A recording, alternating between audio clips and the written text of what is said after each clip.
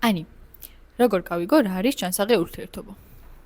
ჯანსაღი ურთიერთობა არ იწყება სხვა ადამიანთან ურთიერთობით. ჯანსაღი ურთიერთობა იწყება საკუთარ თავთან ჯანსაღი დამოკიდებულებებით. და რას ნიშნავს ეს? სხვა ადამიანს ვერასოდეს ვერ ავუხსნი და გადავცემ იმას, რაც მე არ ვიცი საკუთარ თავში. ხანდახან სხვა ადამიანებს ვესაუბრებით არა ჩვენი ენით, არამედ ჩვენი ტრამვების ენით. ამისათვის მნიშვნელოვანია, რომ ჯერ მე ვიცნობდე საკუთარ თავს, მე ვიცოდე ჩემს თავში რა პატერნები მუშაობს, რა ტრიგერები მუშაობს, თუ რაღაც მაღიზიანებს, რატომ მაღიზიანებს, თუ რაღაც მწყინს, რატომ მწყინს და ასე შემდეგ. ანუ, ჯანსაღი ურთიერთობა იწყება საკუთარ თავთან ჯანსაღი ურთიერთობით და შემდგომ უკვე სხვა ადამიანთან.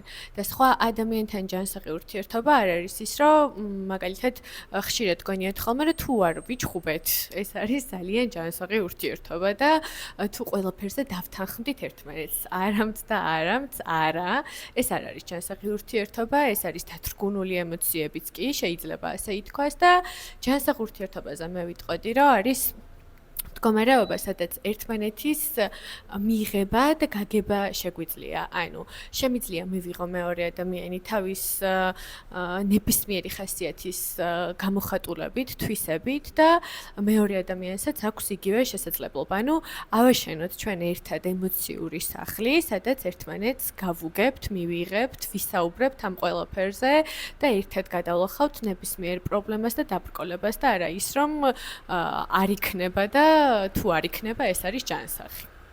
გასაგებია, მადლობა.